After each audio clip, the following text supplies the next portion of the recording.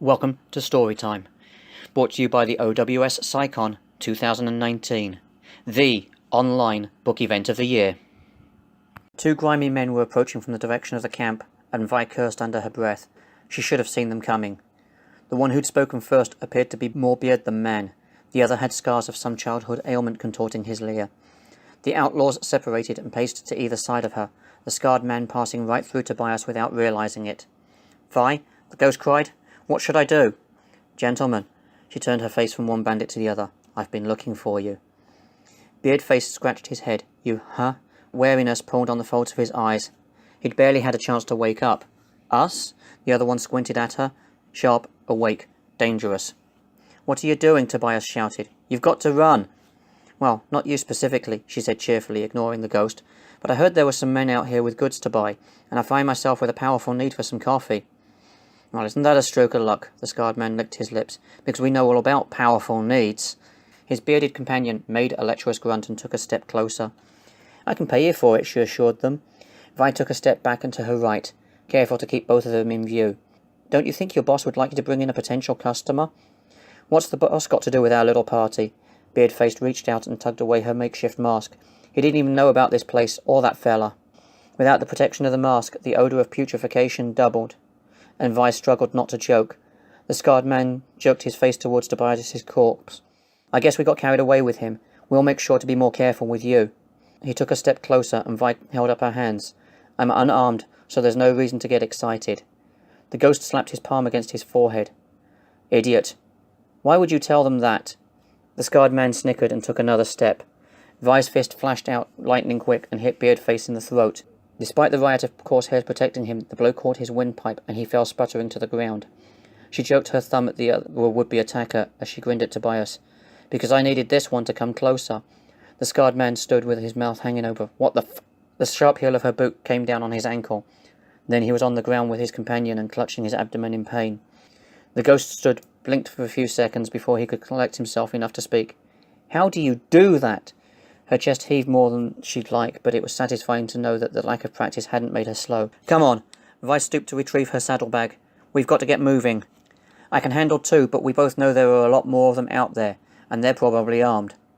With her hand clamped onto her hat, she crashed through the underbrush in a line leading straight to the heart of the camp. It wouldn't take long for the men writhing on the ground to regain their faculties and raise the alarm, regardless, so no point being stealthy now. She burst through a wall of grass, barely managing to stay on her feet as she hurtled forward. Someone had coaxed a fire to life since she'd passed by the first time, but for the most part the bandits still lay sleeping. A few men shifted towards the noise, their movements slow as basking lizards. The scarred man's shrill voice called out as he and Beardface stumbled toward camp behind her. A murmur rippled through the scattered bodies as man after man shook himself to wakefulness. Lungs burning, Vi urged her legs to carry her faster. The ghost pulled ahead, unhindered by the threat of tripping or the need to breathe. The campfire glowed a few hundred yards away. 3 men loafed against hay bales while a fourth used a spoon to poke at the contents of a hot pan suspended above the blaze. Look out! Tobias shouted over his shoulder. You've got some live ones! If she could have spared the oxygen, Vi would have let loose some colourful language. Instead, she jumped over a sleeping bear of a man and pounded ahead. The cook glanced up from his porridge and caught sight of Vi's flailing limbs and long scarlet braid. He nudged the man closest to him. Hey, boss! Yep. The bandana around his neck danced as he swallowed. We got any women in the gang?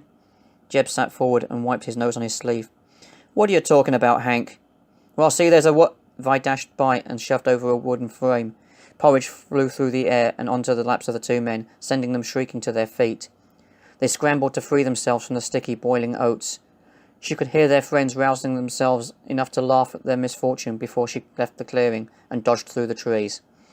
By the time she reached the top of the hill, she could hear angry shouts coming from the camp. Smithy pawed at the ground and tossed his head in agitation.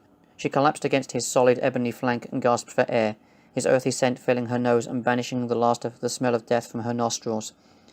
We're running out of time, Tobias cried, pointing at the sun, creeping across the mid-morning sky. I know, Vi puffed. I'm going to have to leave you behind. That's all right. You go on ahead and I'll catch up. Where can I find your wife?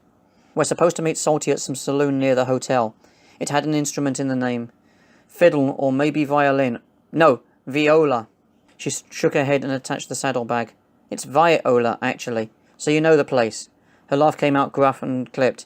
I should be able to manage. That's my place. Salty likes to bring folks there because it makes him look good. Though I thought I'd put a stop to him using it to make the sort of deals he made with you. Finally, some good luck. The ghost took her knit brow and met her scowl for scowl. What now? I thought you should know. It's possible the moment I put that gold in Bonnie's hands, you're going to pass over. I what? Tobias gaped at her. Unless we're wrong about what's holding you here, when I finish your unfinished business for you, you'll probably move on, right then and there. His voice broke her heart with every syllable. I won't get to say goodbye to her. I could be wrong, she replied, swinging herself onto Smithy's broad back with a chuckle. Do you owe anyone else money? The angry sounds drifting from the camp grew louder, and Tobias smiled wanly. So, I guess this is probably farewell. Yep, I suppose it is. Vi swallowed around an unexpected lump in her throat. Wish I could say it's been fun. Thank you. For everything. This thing you do? It's plenty strange, but it's also saved my Bonnie. I wish I could repay the debt. Her loathing for farewells constricted her throat further, but she achieved a grunt. You're welcome. Will it? The ghost's eyes were trained on his boots, but several conflicting emotions played across his face. He mumbled. Never mind. What? She coaxed. Will it hurt, passing over? He wagged a spectral finger at her. And don't say you've never done it before, so you can't tell me. You know more than you're saying. It might, she admitted, but it's different for everyone. And what about you, Miss Vi? What does the hereafter hold for you? Still a mystery, Toby. The thrashing and shouting got closer, and Vi's uneasy gaze flicked to the hill and back to the ghost's face. Speaking of mysteries, you owe me a name. The gent who told me where to find you? He didn't give me a name as such. She smouldered. You don't even have a name? He said to tell you, the boy is called Ignorance, whatever that means. What? Her skin went cold, her voice soft. She must have heard him wrong. It couldn't be true. That's what he said. Seems like a stupid name for a child if you ask me. The ghost shrugged. Vi sat frozen except to murmur, You're certain that's what he said? Yes, I'm certain, Tobias replied.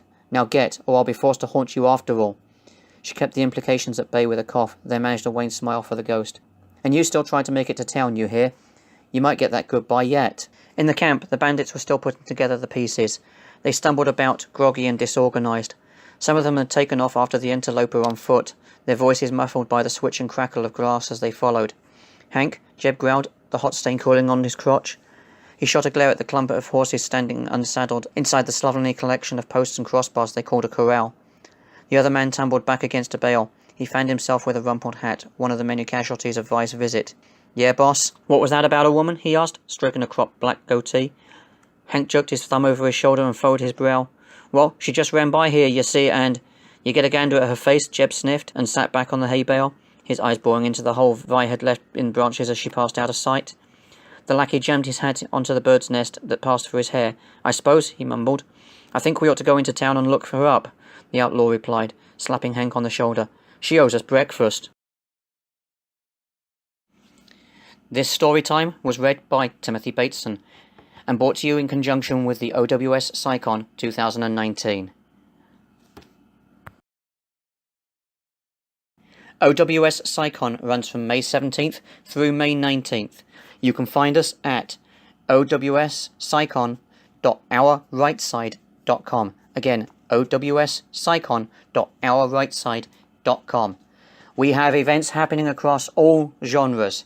If you are a reader, you cannot afford to miss this event. You never know. You may just find your next best read.